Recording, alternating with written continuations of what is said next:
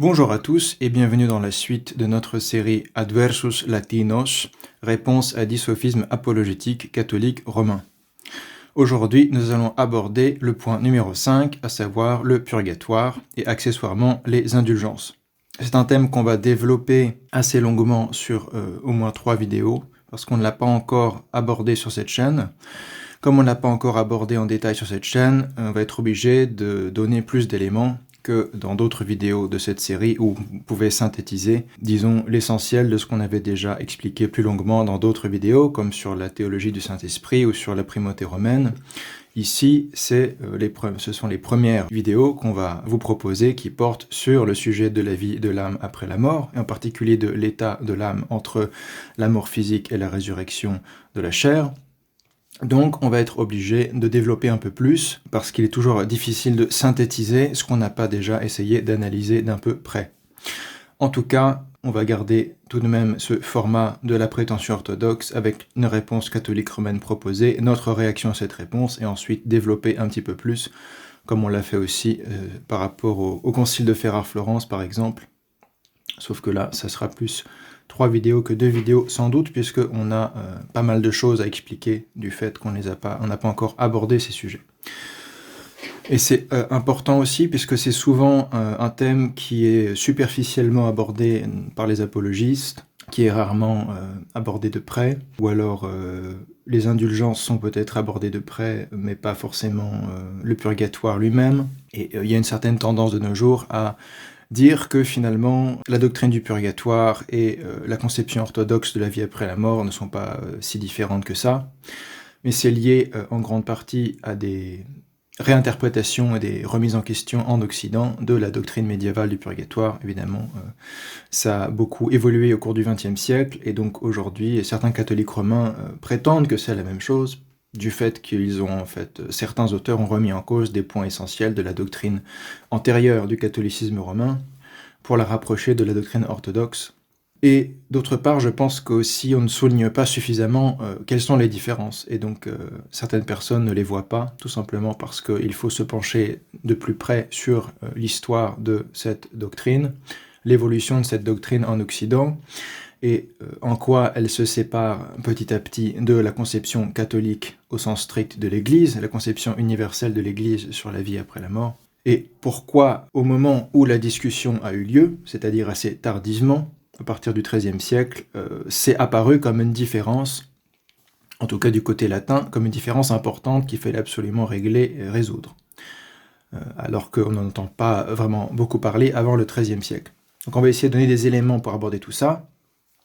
Et ce qui est important aussi, c'est de bien comprendre que le débat entre les Grecs et les Latins sur le purgatoire ou la vie de l'âme après la mort n'a absolument rien à voir avec le même débat entre les catholiques romains et les protestants.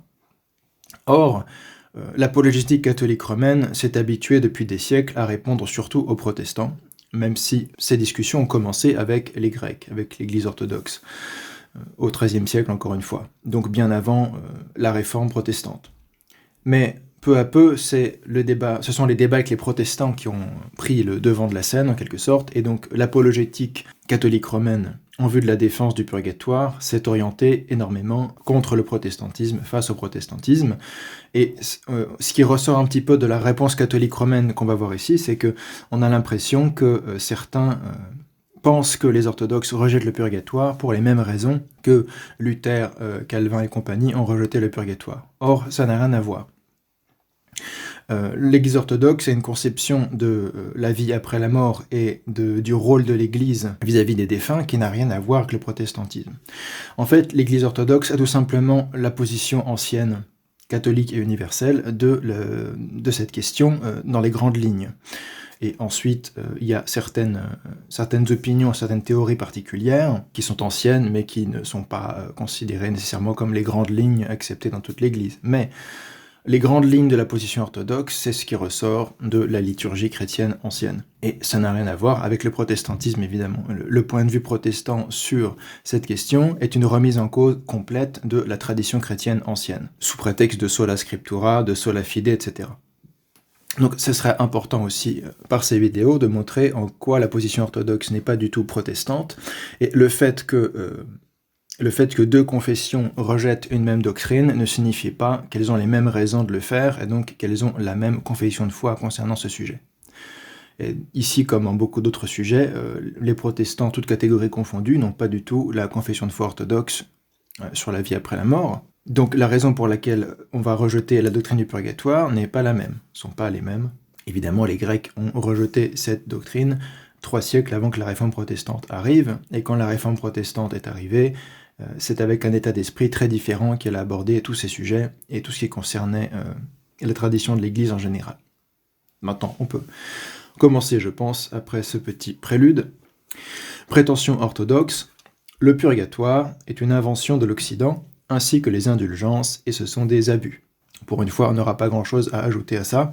Et la réponse catholique romaine est « le dogme du purgatoire est fondé sur la tradition universelle », c'est-à-dire sur la prière pour les morts dans 2 Maccabées, deuxième livre des Maccabées, qui est accepté par les orthodoxes comme les catholiques romains, Tertullien, Saint Jean Chrysostome lui-même, etc. Ça, ce sont des sources qui défendent la prière pour les défunts, la prière pour les morts.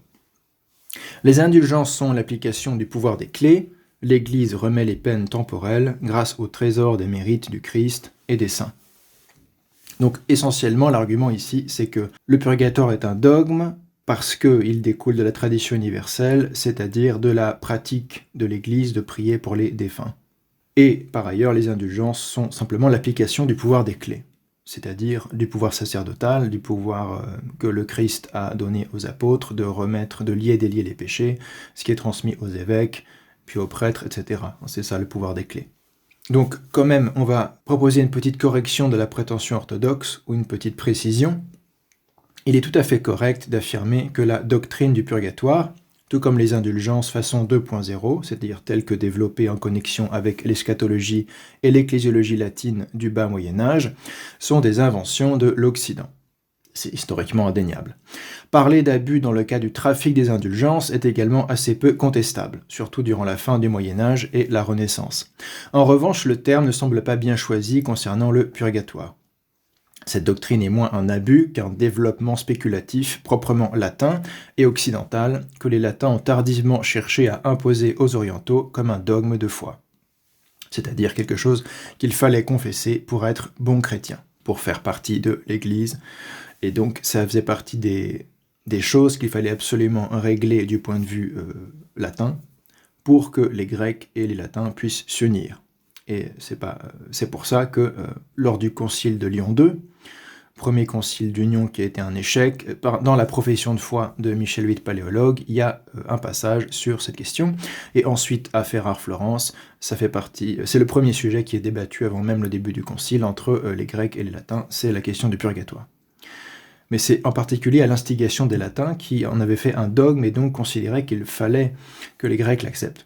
Les Grecs, de leur côté, n'ont simplement jamais entendu parler d'une telle chose et donc étaient simplement surpris et n'ont pas forcément considéré que c'était si important à traiter comparé aux vraies causes du schisme comme le filioque, le papisme, etc. Notre réponse à la réponse catholique romaine: nous nous excusons par avance de la relative pauvreté et superficialité de la réponse catholique romaine proposée. Pour une fois que la prétention orthodoxe est à peu près correctement opposée, il est dommage de tomber sur une réaction aussi insignifiante, sans doute peu représentative de l'apologétique catholique romaine en général. Nous nous efforcerons donc d'approfondir notre propos bien au-delà de ce qu'exige une simple réaction orthodoxe à l'argument mis ici en avant. Cela ne prend d'ailleurs que quelques secondes. Il est simplement affirmé que la doctrine du purgatoire prétend se fonder sur la tradition catholique de la prière pour les défunts, catholique au sens propre, la tradition universelle. Ce qui est vrai, mais ne constitue guère une justification de cette doctrine. Dire que le purgatoire parce que les prières pour les morts, c'est le raisonnement catholique romain, mais ce n'est pas en soi une justification de la validité de ce raisonnement. Les orthodoxes prient pour les défunts et n'ont jamais remis en cause cette pratique ancienne et universelle, et pourtant ils n'en concluent pas la doctrine du purgatoire, car c'est tout simplement un non sequitur.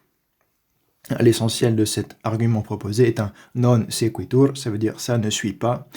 Il ne suit pas des prémices, la prière pour les morts, qui est en effet une tradition catholique et universelle, et on va en parler assez longuement. Il ne suit pas la doctrine du purgatoire. Il n'y a pas de Il n'y a pas une séquence logique qui permet de démontrer ça, et on va montrer en quoi c'est une évolution au sein même des spéculations latines qui ont finalement abouti à cette idée que la prière pour les morts avait pour raison d'être cette doctrine du purgatoire, donc du feu purificateur. Comme on va l'expliquer, c'est d'ailleurs un point important, pour les spéculations latines au premier millénaire et les systématisations médiévales, il s'agit bien avant tout du feu purificateur, du feu purgatoire, ignis purgatorius, on va en parler. Et on va voir à quel point c'est ironique que les textes d'union entre latin et grec au XIIIe comme au XVe siècle ne mentionnent jamais cette notion du feu purificatoire. Et donc, bon, l'essentiel de l'argumentation sur le purgatoire, c'est la prière pour les morts, et ensuite on propose des textes qui démontrent la prière pour les morts. Simplement, c'est assez inutile de chercher à démontrer le bien fondé de la prière pour les morts à un orthodoxe, puisqu'il prie pour les morts. Donc son problème n'est pas la prière pour les morts, son problème est comment est-ce qu'on arrive à cette idée de doctrine du purgatoire ou de dogme du purgatoire à partir de la pratique universelle de l'Église de la prière pour les morts. Donc c'est ça la question. Et donc on va s'attacher ici à réfuter cette idée que la pratique universelle de la prière pour les morts aboutit à la doctrine catholique romaine du purgatoire. Et si on a réfuté cette idée, on a réfuté l'essentiel de l'argumentation. Et ensuite, on pourra aborder à la fin la question des indulgences. Il est même à souligner qu'en réalité, 2 Maccabée, chapitre 12, versets 43 à 46, ne colle pas avec la doctrine du purgatoire, puisque l'on peut difficilement prétendre qu'il s'agit d'un cas de péché véniel. Le crime à expier étant lié à l'idolâtrie, qui est clairement un péché mortel. Dans le deuxième livre des Maccabées, chapitre 12, Judas Maccabée décide d'organiser un sacrifice en faveur de soldats qui sont morts au combat pour lui, défunts, dont il a découvert qu'ils ont sur eux des statuettes qui viennent de cultes idolâtriques. Donc il était complètement contre la Torah et contre les pratiques juives de posséder ce type de statuettes liées à des cultes idolâtriques. Et donc c'est considéré comme une souillure qui peut même souiller l'ensemble du peuple d'Israël, et donc Judas Maccabée organise des sacrifices en quelque sorte expiatoire, pour purifier de cette souillure à la fois le peuple d'Israël et ses soldats morts au combat. Mais la doctrine catholique romaine du purgatoire repose sur l'idée que c'est seulement ceux qui ont commis des péchés véniels, c'est-à-dire des péchés quotidiens, quasiment inévitables, que seuls les plus parfaits peuvent éviter, des péchés légers, modiques, etc. On peut les décrire de différentes manières. Ces péchés qui, en fait, ne remettent pas en cause le salut de l'âme, mais dans le contexte du deuxième livre des Maccabées, il s'agit d'un problème d'idolâtrie ou de souillure liée à un culte idolâtrique. Donc on peut difficilement ranger ça du côté des péchés véniels. Donc en fait, ce passage des Maccabées est une source biblique qui permet de soutenir et défendre le bien fondé de la prière pour les défunts, mais elle ne permet pas du tout de défendre la doctrine du purgatoire, puisque le péché qui doit être pardonné et qu'ont commis ces soldats maccabées n'est pas du tout véniel. Et c'est d'ailleurs rappelé et souligné par le patriarche d'Alexandrie Meletios Spigas au XVIe siècle, quand il réagit à ces arguments des latins. Il dit, mais les péchés que sont censés avoir commis ces soldats morts au combat, morts dans la piété parce qu'ils sont morts pour la défense d'Israël, c'est quand même lié à l'idolâtrie. Ça n'a rien à voir avec un péché véniel, ça n'a rien à voir avec un rire mal retenu, ou avec une mauvaise blague, ou toute la liste que vous voulez des péchés véniels qui sont proposés par les latins, ça n'a rien à voir avec ça. Donc, on ne peut pas justifier la doctrine du purgatoire avec ce passage, puisqu'il s'agit de la rémission d'un péché qui est bien plus grave qu'un péché véniel. Or, dans la doctrine catholique romaine, tout péché qui est plus grave qu'un péché véniel et qui n'a pas été remis, ça s'appelle un péché mortel, et ça vous envoie directement en enfer. Donc ici, il y a une grosse contradiction, je trouve, déjà, pour commencer. De façon générale, ce n'est pas parce qu'un saint père de l'Église enseigne que les chrétiens ont pour tradition de prier pour les défunts, comme le font Tertullien et saint Jean Chrysostome, parmi bien d'autres, on pourrait citer saint Épiphane de Salamine, et bien d'autres, que leurs propos et leur conception de l'au-delà s'alignent ipso facto avec la doctrine catholique romaine de la vie posthume de l'âme.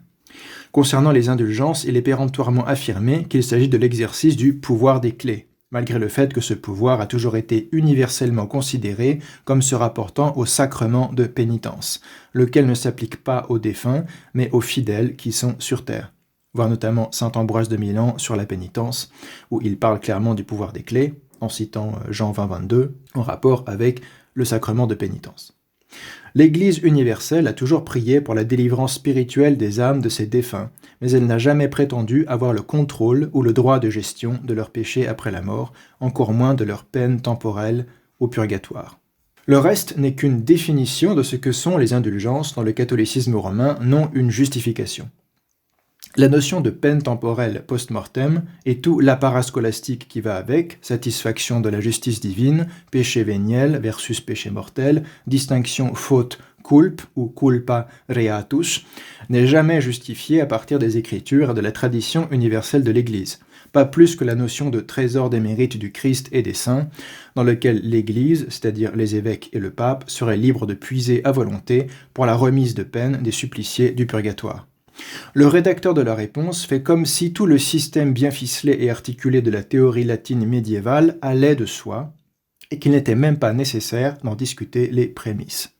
Mais les échanges entre orthodoxes et latins sur l'eschatologie ou la vie posthume de l'âme, à partir du XIIIe siècle, sont là pour démentir une telle assurance.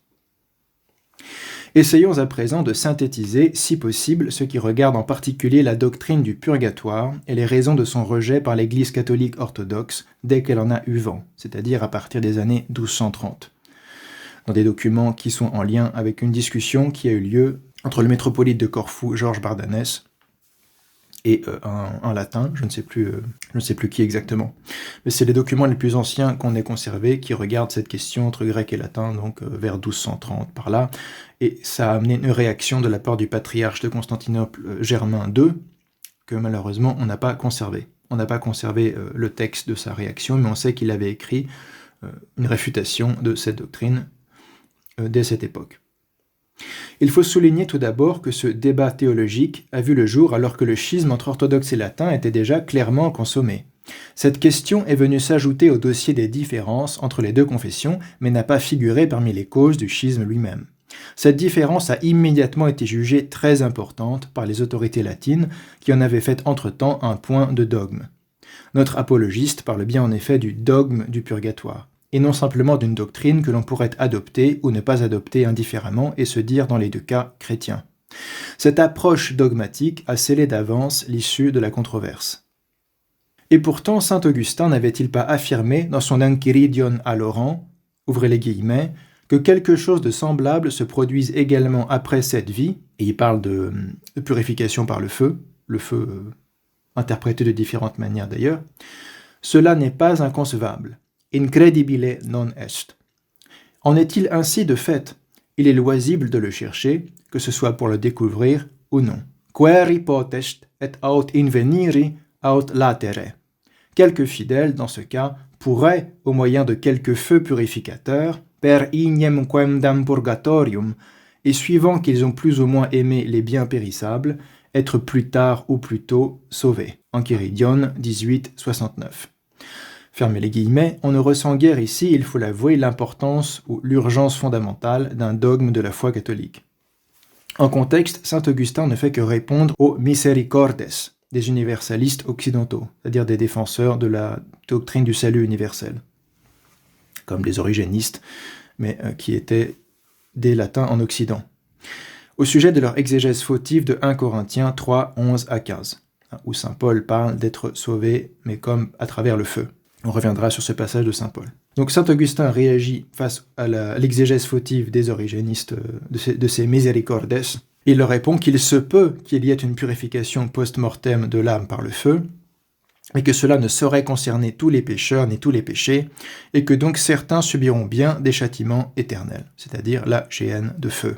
Il nous semble important de souligner d'ailleurs que c'est bien en tant qu'adjectif qualifiant un certain type de feu que le terme purgatoire, ici purgatorius, purificateur, fait son apparition dans la littérature patristique latine, notamment chez saint Augustin, qui spécule dans un contexte polémique à partir de conceptions déjà présentes dans certains passages de saint Ambroise de Milan, notamment dans le commentaire sur le psaume 118, voir Sitchinski, Beers, Azymes in Purgatory, page 222, et qui remonte anciennement à une certaine lecture origéniste de saint Paul. Alors, il y a une autre source influente sur les conceptions de l'au-delà à l'époque de saint Ambroise et saint Augustin, qui est l'Apocalypse apocryphe de saint Paul, ou la vision de Paul. mais on ne va pas aborder en particulier ça. Mais il y a aussi une certaine littérature apocryphe qui a influencé les conceptions, et en particulier cette Apocalypse de saint Paul. Mais cette Apocalypse de saint Paul ne défend pas du tout la doctrine du purgatoire par ailleurs, je le cite au passage, mais l'une des sources fondamentales de ce débat entre les miséricordieux et saint Augustin notamment, c'est comment est-ce qu'on fait l'exégèse d'un certain passage de saint Paul, et du point de vue d'Augustin, comment est-ce qu'on réfute ces universalistes? Comment est-ce qu'on interprète ce passage de saint Paul tout en réfutant l'interprétation origéniste, si vous voulez. Inspiré par la lecture d'Origène, selon laquelle l'homme peut être littéralement sauvé par le feu, un feu allégorique et spirituel qui purge les péchés, tout en rejetant la doctrine de l'apocatastase, saint Ambroise distingue deux feux distincts. Un feu médicinal que le Christ envoie à ses disciples pour les purifier de leurs fautes. Nécessairement des petites fautes, des fautes sans importance, mais qu'il faut purifier pour être tout à fait prêt à entrer au paradis. Et un feu purement punitif et éternel, réservé originellement à Satan et à ses anges. Voir sur le psaume 118, 3, 17. Il est à remarquer que, selon saint Ambroise, même les saints doivent passer à travers ce feu médicinal, puisque nul n'est sans péché, et qu'il est nécessaire de passer à travers ce feu, identifié avec l'épée flamboyante de l'ange qui a chassé Adam et Ève, pour gagner le paradis. Voir sur le psaume 118, 20, 12. Selon la doctrine catholique romaine, les âmes des saints n'ont besoin d'aucune purification et vont immédiatement au paradis sans passer par le feu. Donc ici, cette interprétation du feu de saint Paul, c'est quelque chose qui en fait concerne tout le monde. Tout le monde doit passer par ce feu purificateur pour être tout à fait préparé à entrer au paradis. Ce n'est pas du tout une espèce de troisième dimension intermédiaire entre ceux qui sont au paradis et ceux qui sont en enfer. C'est simplement une sorte d'étape préparatoire d'entrée au paradis qui concerne même les saints, et saint Ambroise parle même de saint Jean le théologien, saint Jean l'évangéliste, comme ayant besoin de passer à travers ce feu, etc. On est assez loin de la conception catholique romaine de purgatoire. Le point de vue orthodoxe est différent de ces deux positions en cela que la nécessité d'une purification par le feu, ou de peine purgatoire après la mort, en est absente. Saint Ambroise a cependant un point de vue tout à fait orthodoxe sur l'état d'attente des âmes après la mort. Les âmes des justes se réjouissent au paradis dans l'attente du jugement dernier, qui doit leur donner la plénitude du royaume, tandis que les âmes des pécheurs sont dans le remords, l'angoisse et la crainte de ce même jugement, qui doit les livrer à la Géhenne. Voir De Bono Mortis dans Seven Exegetical Works, dans la collection Fathers of the Church, volume 65, un traité sur du bienfait de la mort, De Bono Mortis, en quelque sorte, du bienfait de la mort, du fait que la mort est un bien, qui nous montre que Ambroise n'a pas du tout cette conception catholique romaine de la béatitude suprême et de la félicité suprême atteinte directement après la mort par les âmes des saints, même avant le jugement, et des souffrances en enfer après la mort qui sont exactement les mêmes qu'après le jugement. Une espèce d'extinction, de réduction dans la doctrine catholique romaine entre avant et après la résurrection et le jugement dernier, et on aura l'occasion d'y revenir plus tard. On trouve donc chez saint Ambroise à la fois des éléments qui préparent la future doctrine catholique romaine, bien que utilisés de manière assez différente, et des éléments qui la contredisent, dont certains vont dans le sens de la conception orthodoxe, tels que défendus par saint Marc d'Éphèse et Bessarion de Nicée à Ferrare en 1438. Malgré l'idée déjà présente d'un feu qui doit purifier les âmes pieuses après la mort, en un sens qui permettait d'éviter l'erreur des universalistes, c'est bien chez saint Augustin que l'expression de feu purgatoire, ignis purgatorius, semble apparaître pour la première fois dans le contexte polémique dont nous avons déjà parlé. Voir l'Enchiridion ad Laurentium, 1869. Au fil de la polémique avec les Misericordes, l'évêque d'Hippone développera sa pensée et commencera à réunir certains des ingrédients qui favoriseront la doctrine latine ultérieure. Voir Seczynski, page 223 à 228. Cependant, chez Augustin, le salut à travers le feu de saint Paul s'applique uniquement aux justes lors du jugement dernier, tandis que la purification post-mortem par le feu est purement concédée comme hypothèse face aux miséricordieux. Voir l'analyse serrée de Dedica dans l'évolution de la doctrine du purgatoire chez saint Augustin, aux études augustiniennes, publiées en 1966. Toutefois, il faut souligner que les spéculations de saint Augustin, qui évoluent au fil des années et des polémiques, comme c'est souvent le cas, ne collent pas tout à fait au dogme catholique romain. En effet, selon Joseph Dedica, qui a consacré une étude spéciale à ce sujet, ouvrez les guillemets, Augustin ne connaît que deux endroits dans l'au-delà, le lieu du repos et celui du châtiment. voir Enchiridion, chapitre 109.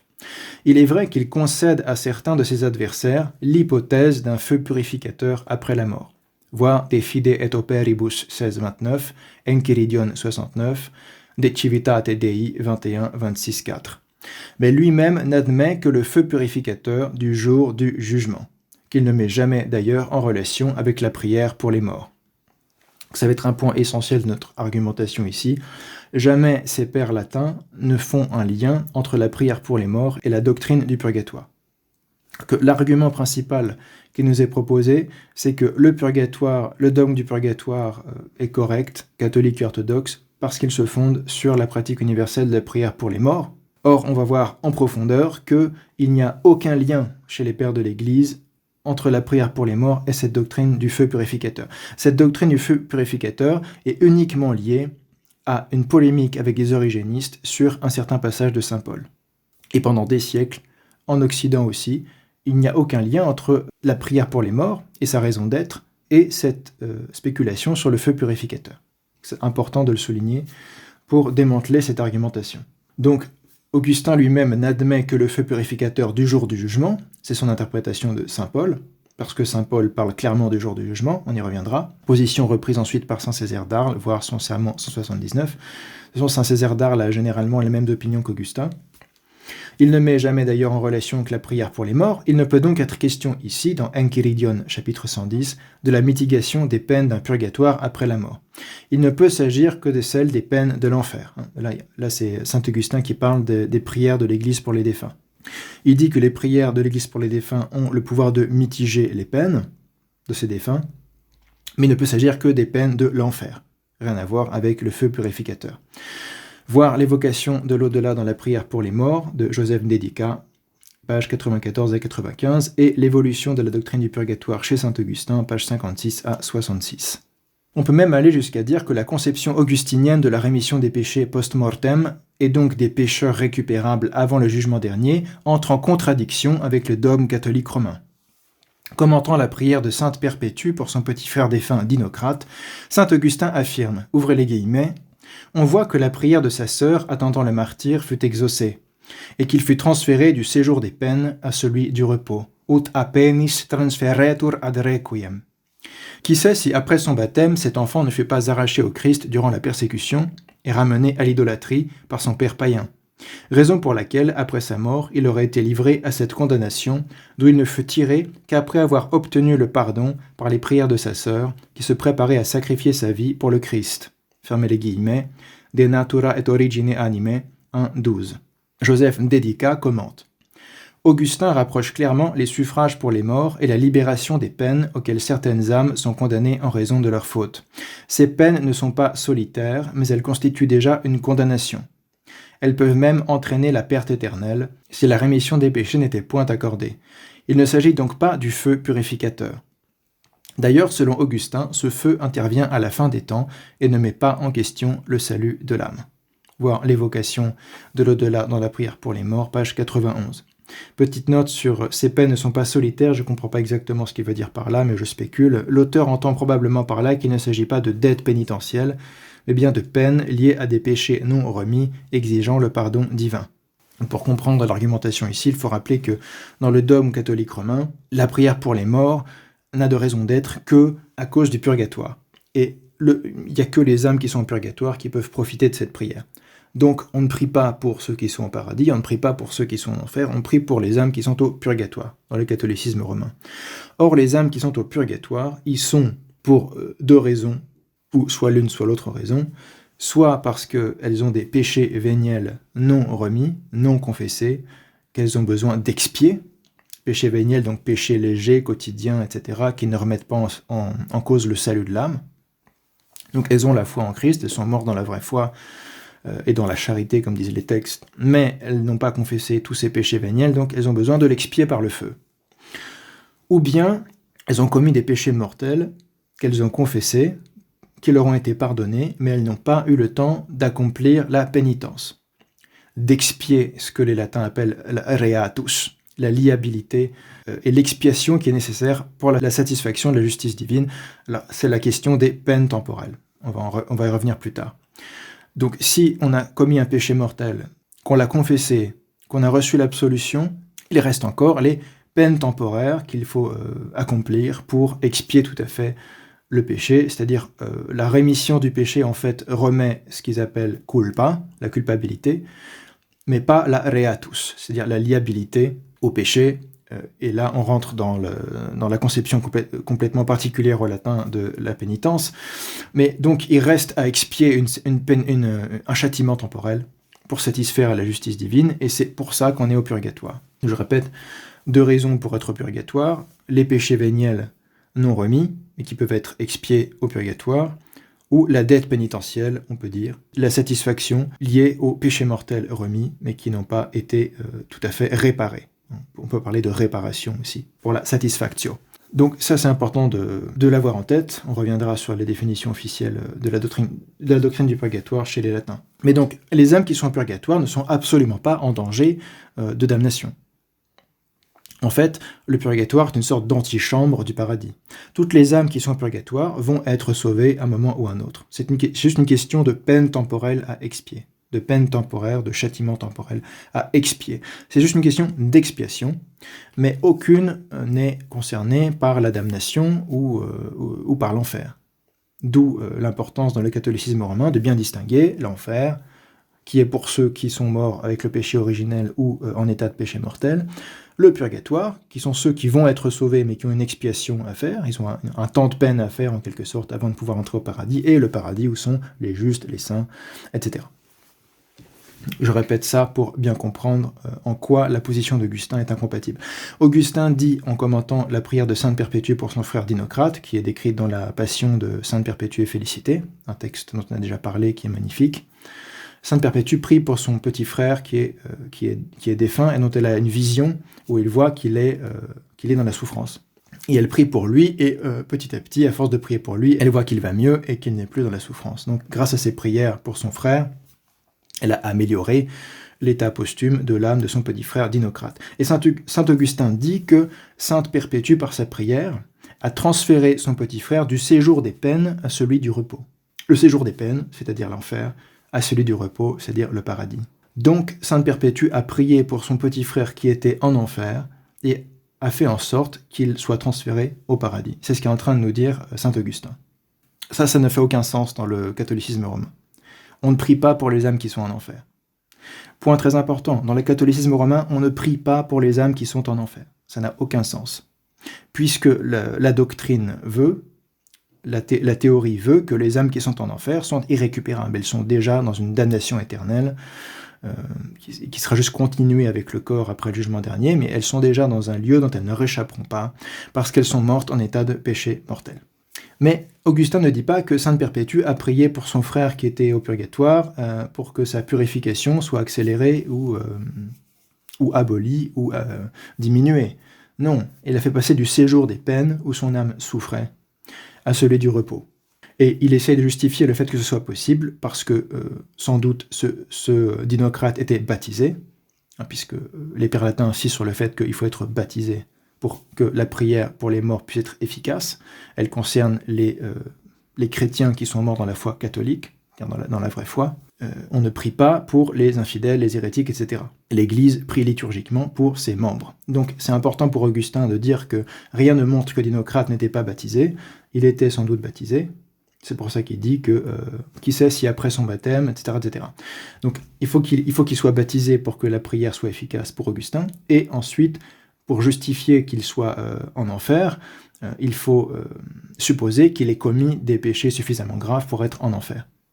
Et c'est pour ça qu'il dit peut-être qu'il avait été arraché au Christ durant la persécution et ramené à l'idolâtrie par son père païen. Donc il parle d'idolâtrie. L'idolâtrie n'est pas un péché véniel. Donc il est clair pour saint Augustin et pour tout le monde que si Perpétue a pu faire passer son frère Dinocrate d'un état de souffrance à un état de repos, c'est pas qu'il était au purgatoire, puisque si on suit la logique, au purgatoire, c'est simplement une expiation des péchés véniels ou de la dette pénitentielle due à des péchés mortels déjà remis. Or, ici, on parle simplement... Saint Augustin parle de l'hypothèse que ce Dinocrate qui a été baptisé a été amené à sacrifier durant les persécutions, à être arraché au Christ, ça s'appelle l'apostasie. L'apostasie n'est pas un péché véniel, c'est un péché mortel dans le catholicisme romain. Et Augustin dit ça pour expliquer en quoi, pour quelles raisons, ce Dinocrate, bien qu'il ait été baptisé, bien qu'il soit assez jeune, sans doute un préadolescent, je ne sais plus quel âge à peu près il peut avoir, un enfant ou préadolescent qui a l'âge de raison, pourquoi il se retrouvait dans l'Hadès et pas au paradis, bien qu'il ait été baptisé. Donc d'une part, Augustin suppose qu'il a été baptisé parce que sinon ça irait contre sa conception de la prière pour les défunts, qui n'est efficace que pour les baptisés. Et d'autre part, il faut expliquer pourquoi il se retrouvait en Hadès et pas en enfer, et donc probablement il aurait pu commettre un péché d'apostasie. Et malgré tout, la prière de sa sœur, qui est une future martyre, va être efficace pour le faire passer de l'Hadès où il se trouve à cause de ce péché grave au paradis.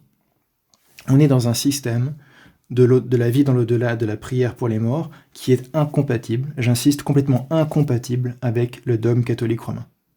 Ça ne fait aucun sens. Ça rentre pas dans les cases du catholicisme romain. Pour Augustin, le feu purificateur, cette spéculation sur saint Paul, intervient à la fin des temps, c'est lié au jugement dernier, et ça ne met pas en question le salut de l'âme, simplement une purification des souillures minimes, mais ceux qui passent à travers ce feu au jugement dernier sont déjà sauvés, ce ne sont pas des gens qui sont en enfer. Donc la prière pour les morts, ici, dont parle ici saint Augustin, n'a rien à voir avec cette idée de feu purgatoire. Poursuivons. Notre auteur résume ainsi la position d'Augustin sur la rémission des péchés après la mort, grâce aux prières de l'Église, d'après la Cité de Dieu au livre 21. Ouvrez les guillemets, le baptême donne droit à la commémoration à la messe, mais il ne suffit pas pour que cette prière puisse être efficace. D'autres conditions s'avèrent indispensables. Il faut d'abord avoir persévéré dans la foi et être mort dans la communion de l'Église, etc. Il ne faut pas être hors de l'Église ou exclu de l'Église. Il faut n'avoir mené sur la terre ni une vie si mauvaise qu'on soit jugé indigne de la miséricorde, ni si bonne qu'une telle miséricorde ne soit plus nécessaire. Il développe ça sur la foi et les œuvres, des Fide et Operibus notamment. En même temps, l'évêque d'Hippone évoque la situation de ces pécheurs après la mort. Ces âmes sont condamnées à des peines où leur salut éternel paraît menacé. Ces peines, il est vrai, ne sont ni localisées ni définies, mais en tout cas, l'auteur lui-même semble dire que le salut de ces âmes est en jeu. Petite note, il semble évident toutefois qu'elles ne peuvent avoir lieu qu'en enfer, étant donné qu'Augustin ne conçoit jamais d'autres séjours posthumes où les âmes soient tourmentées ou en souffrance. Et deuxième note, le fait que le salut de ces âmes soit en jeu est bien sûr incompatible avec la doctrine du purgatoire, où ne vont que les âmes qui seront sauvées. Les âmes qui sont au purgatoire ne sont pas du tout inquiétées quant à leur salut. Elles y sont parce qu'elles ont la foi, elles sont mortes avec la foi, en état de charité et de pénitence. Simplement, elles n'ont pas eu le temps d'accomplir les fruits de pénitence liés à leurs péchés déjà confessés, ou de se purifier de tous leurs péchés véniels, donc elles sont dans cette sorte d'antichambre de torture du paradis. Mais si le salut d'une âme est en danger, elle n'est pas au purgatoire. On ne peut pas passer du purgatoire à l'enfer, ça n'existe pas. Le purgatoire a juste une antichambre expiatoire, où on se fait brûler par un feu matériel pour satisfaire à la justice divine, comme ça Dieu est bien content qu'on ait bien souffert à cause de nos péchés, et on peut enfin aller au paradis. C'est un peu ça, si vous voulez. Il n'y a aucun passage entre le purgatoire et l'enfer. Mais la prière pour les morts chez saint Augustin concerne des âmes dont le salut est en jeu. Donc, ça n'a plus rien à voir. À son avis, en effet, la divine miséricorde qu'invoque la prière de l'Église peut encore délivrer ces âmes avant la sentence définitive qui sera irrévocablement prononcée au dernier jugement. Dans le catholicisme romain, ça ne fait aucun sens. Le jugement particulier décide déjà de tout, quasiment. Le jugement particulier qui a lieu juste après la mort, et qui décide qui va en enfer, qui va au purgatoire, qui va au paradis, est déjà définitif en réalité. Ceux qui vont en enfer sont déjà définitivement en enfer, ceux qui vont au paradis sont définitivement au paradis, ceux qui sont au purgatoire sont juste là pour expier des peines temporelles et iront au paradis. Donc il y a très très peu de différence entre le jugement particulier et le jugement dernier dans le catholicisme romain. La seule différence, c'est la résurrection de la chair. Chez saint Augustin et les pères latins anciens, pas du tout. Le jugement dernier est fondamental, c'est le seul jugement définitif. Le jugement particulier est provisoire. C'est la doctrine orthodoxe. Le jugement particulier, qui découle du fait que l'âme va être soit dans les souffrances de ses péchés, soit au paradis, est provisoire. Et le jugement dernier est le seul irrévocable. Ce qu'explique ici Dédicat. La sentence définitive est irrévocablement prononcée au dernier jugement. Provisoire en particulier pour les âmes qui sont en enfer, puisqu'évidemment on ne pense pas qu'on puisse passer du paradis à la damnation éternelle, ça n'aurait pas de sens, puisque l'âme ne peut plus pécher après la mort. En revanche, pour les âmes qui sont dans l'Hadès, dans le royaume des morts, la sentence est provisoire. Et c'est pour ça que l'Église prie pour celles de ces âmes qui sont mortes dans la foi. L'auteur ne nie pas pour autant le jugement particulier, mais comme les autres pères, il attache une importance primordiale au jugement dernier. Avant cette échéance, même après la mort ou après la résurrection, puisque la résurrection a lieu avant le jugement dernier, certains péchés pourront encore être pardonnés. Fermez les guillemets. Dédicat, même source, page 100. Donc c'est très intéressant et important à souligner parce que là, on a une approche orthodoxe de la vie après la mort qui ne fait aucun sens avec le dogme catholique romain.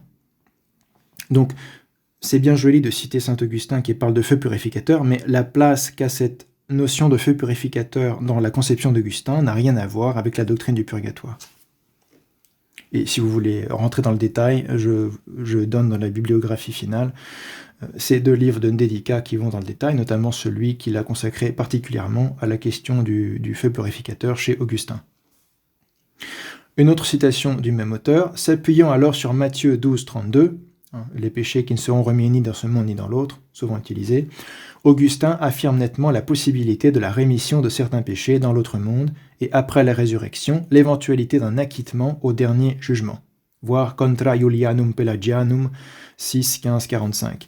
Augustin y insiste davantage encore sur le fait qu'après la mort et avant la condamnation au dernier jugement, certains pécheurs pourront encore obtenir la délivrance et le salut, car ce sera encore le temps de la miséricorde. Fermez les guillemets, même source, page 101.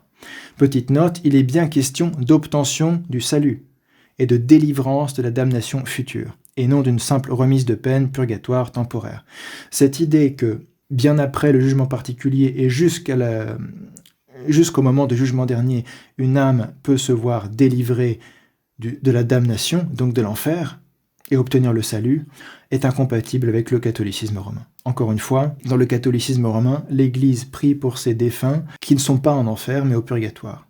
Et ils sont au purgatoire parce qu'ils vont être sauvés de toute façon, mais ont simplement besoin d'expier des châtiments temporels pour satisfaire la justice divine, etc., etc. Les âmes qui sont en enfer sont foutues dans le catholicisme romain.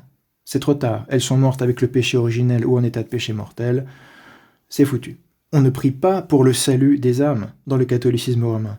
L'Église ne prie pas pour le salut des âmes des morts, puisque les seules âmes qui peuvent profiter des suffrages des vivants sont celles dont le salut est déjà assuré.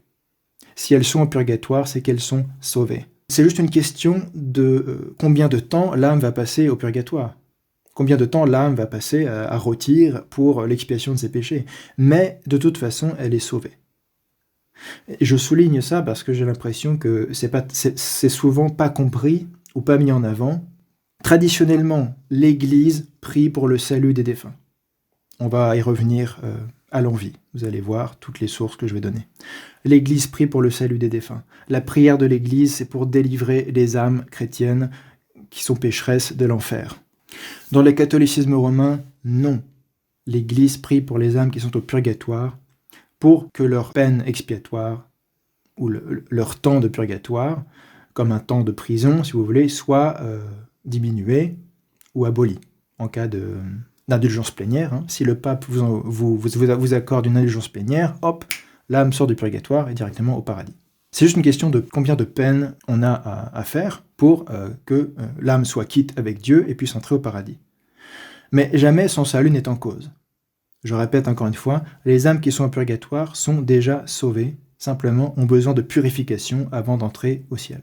C'est tout. Leur salut n'est pas en jeu. Reprenons. Donc ouvrez les guillemets, autre citation. À la fin du chapitre 27 du livre 21 de la Cité de Dieu, saint Augustin revient sur la gravité des péchés de cette catégorie intermédiaire. Ceux qui ne sont ni si bons qu'ils soient directement au paradis, ni si méchants qu'ils soient irrécupérables. On parle de cette catégorie-là, pour laquelle les prières de l'Église sont efficaces. Pour saint Augustin, c'est la seule catégorie d'âmes pour laquelle les prières de l'Église sont efficaces. Non pas celles qui sont au purgatoire, comme dans le catholicisme romain, mais celles qui ont besoin des prières de l'Église pour être sauvées, et qui n'ont pas été si pécheresses que ça soit hopeless, si vous voulez. Il faut que ces âmes soient en enfer, puisque autrement elles sont au paradis et ça ne sert à rien, pour Augustin, et il ne faut pas qu'elles aient tellement péché qu'elles soient irrécupérables. Donc, Augustin met des limites quand même à cette efficacité de la prière de l'Église pour les âmes pécheresses, mais c'est cette catégorie-là, les âmes pécheresses qui ne sont pas trop pécheresses, qui ne sont pas rendues complètement indignes de la miséricorde de Dieu, mais qui ne sont pas au paradis et ont besoin des prières de l'Église. Voilà les âmes pour lesquelles l'Église prie pour saint Augustin. Il affirme que sans le pardon accordé après la mort, ces péchés suffiraient en eux-mêmes à précipiter leurs auteurs dans le feu et le supplice éternel.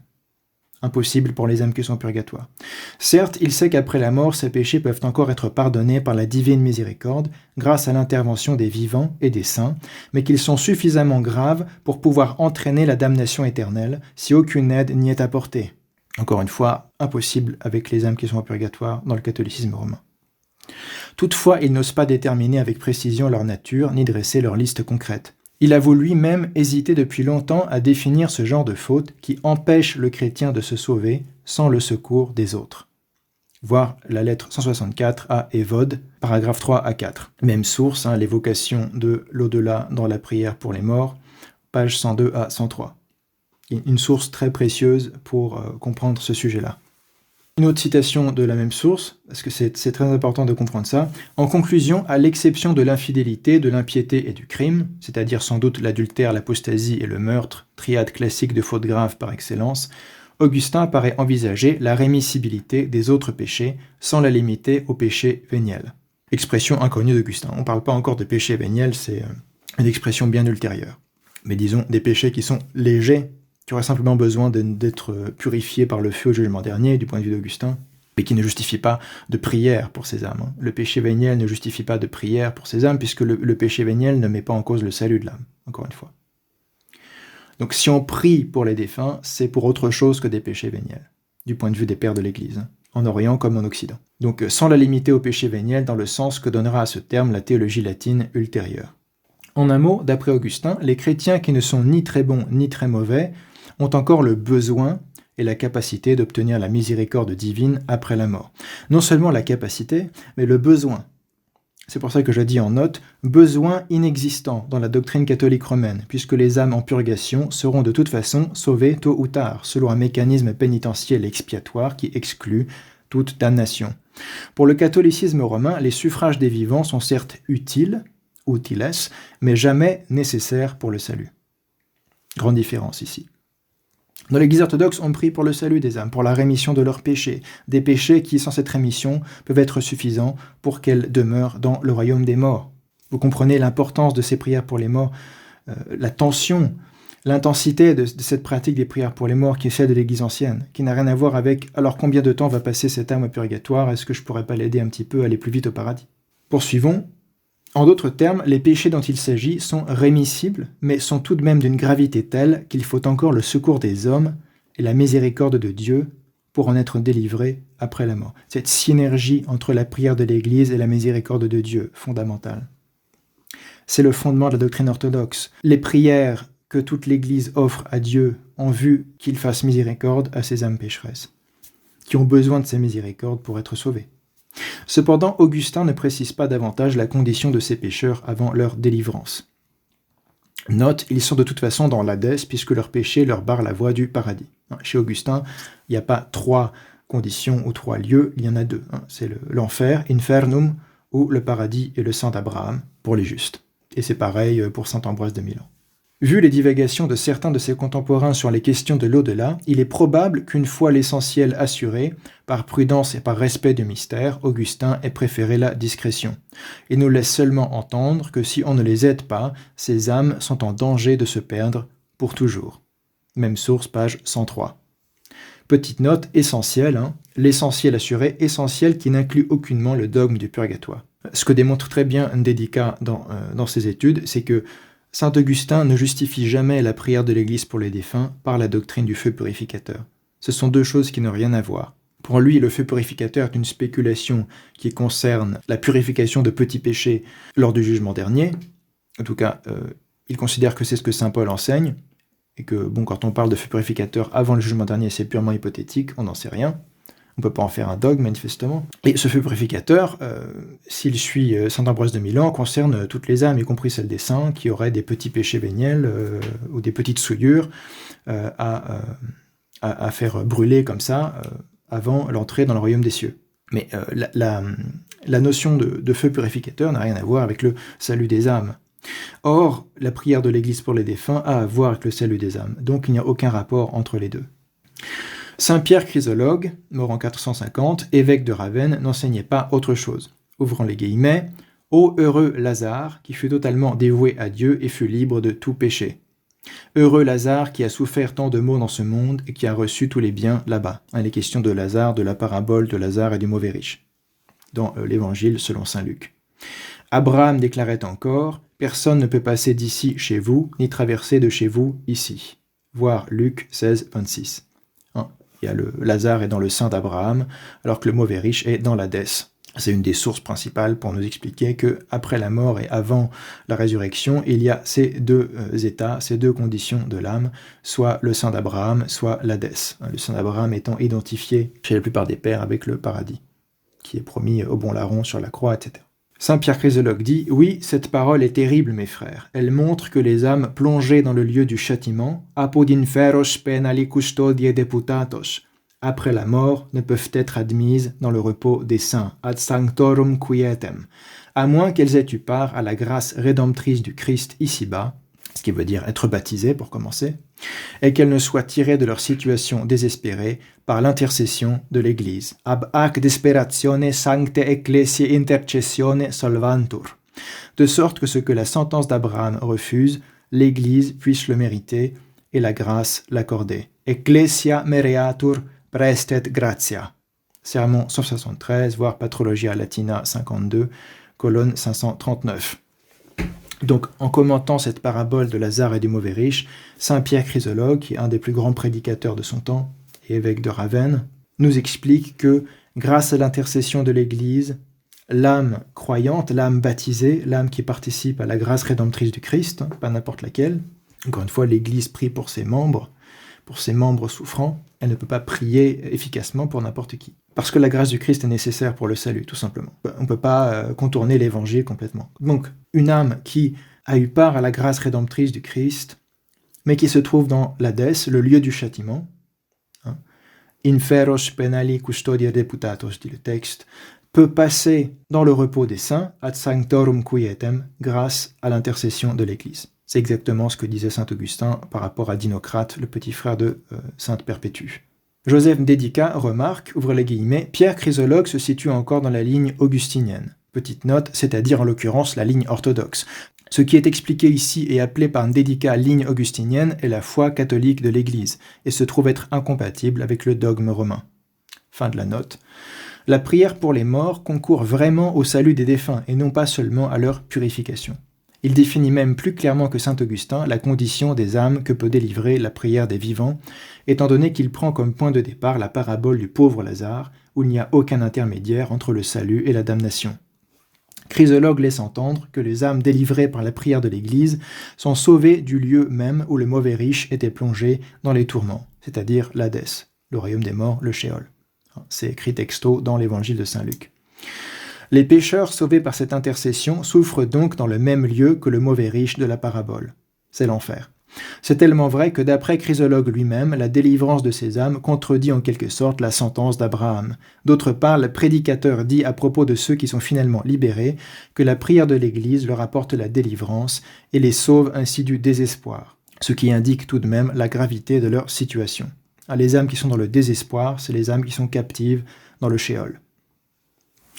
Pour Pierre Chrysologue, la prière de l'Église apporte donc le salut à certains morts, et non pas seulement l'abréviation d'une peine purificatrice, comme on l'enseignera plus tard. Fermez les guillemets, Dédicat dans l'évocation de l'au-delà dans la prière pour les morts, pages 103 à 105. Toujours selon Dédicat, un tournant décisif est pris dans les spéculations latines avec saint Grégoire Ier de Rome, mort en 604. Ouvrez les guillemets, Grégoire le Grand constitue un tournant dans l'histoire doctrinale de la prière pour les morts. Alors que la prière pour les morts visait jusqu'à présent à assurer le salut des défunts et à empêcher leur damnation éternelle, ce qui est aussi la doctrine orientale, orthodoxe, Grégoire le Grand va l'éclairer par la doctrine de l'expiation et du feu purificateur après la mort. Une petite note, l'auteur catholique romain utilise ici un euphémisme pour ne pas parler ouvertement d'innovation doctrinale. Peut-il y avoir vraiment éclairement d'une pratique traditionnelle de l'Église par une doctrine nouvelle ? Question de rhétorique, du point de vue orthodoxe, non. Ça n'éclaire rien si c'est une innovation doctrinale. Ce qu'on appelle une déviation. on dévie de la tradition catholique de l'Église. Grégoire le Grand va l'éclairer par la doctrine de l'expiation du feu purificateur. Cette façon de voir n'aura cependant aucune influence sur les formulaires liturgiques. On y reviendra plus tard. Elle sera par contre décisive chez les théologiens du Moyen-Âge, aussi bien que dans les temps modernes, lorsqu'il s'agira de dégager la signification de la prière pour les morts. Ce qui veut dire que l'argument qui est proposé par l'apologiste catholique romain au début de cette vidéo vient de spéculations des théologiens du Moyen-Âge et des temps modernes, qui sont issus de cette innovation qu'on observe chez saint Grégoire le Grand, qui, dans son 4e livre des Dialogues, développe des considérations qui sont complètement absentes d'Ambroise, d'Augustin, de Pierre Chrysologue, de tous les pères antérieurs. Grégoire veut établir l'existence d'un feu qui purifie les âmes après la mort. Il se réfère comme Augustin à Matthieu 12, 32 concernant les péchés irrémissibles, et à 1 Corinthiens 3, 12 à 15 sur le salut par le feu, voir les Dialogues, livre 4, chapitre 39. Mais le changement de conception apparaît dans l'interprétation de ces textes. Donc saint Grégoire le Grand propose une exégèse des textes bibliques qui est novatrice, qui est une innovation qui ne vient pas de la tradition ancienne de l'Église. Selon l'évêque d'Hippone, saint Augustin, 1 Corinthiens 3, 12 à 15 parle du feu purificateur qui interviendra au jour du jugement. Cependant, il maintient jusque dans la Cité de Dieu, au livre 21, qui constitue le dernier développement de sa pensée sur ce point, que l'existence d'un feu purificateur entre la mort et la résurrection n'est qu'hypothétique. C'est une concession qu'il veut bien faire au Misericordes. Pour le 4e livre des Dialogues, qui est donc l'œuvre de saint Grégoire le Grand, où il est question du feu purificateur, le feu purificateur après la mort n'est plus hypothétique, car il est conçu comme une réalité qui fait irruption par les apparitions jusque dans le monde des vivants. Il justifie cette idée avec des récits de visions, etc., etc. Comme on le retrouvera encore plus tard avec Bède le Vénérable. Chez saint Augustin, donc, cette idée qu'il y aura un feu purificateur entre la mort et la résurrection est purement hypothétique, et c'est même quelque chose qu'on peut rechercher, mais bon, qui n'est pas très sûr. Dans les dialogues de saint Grégoire, c'est affirmé comme étant quelque chose qu'il faut croire. Saint Grégoire dit il faut croire qu'il y a un feu purificateur, etc. Donc on s'oriente déjà vers l'approche dogmatique qui sera celle des scolastiques médiévaux.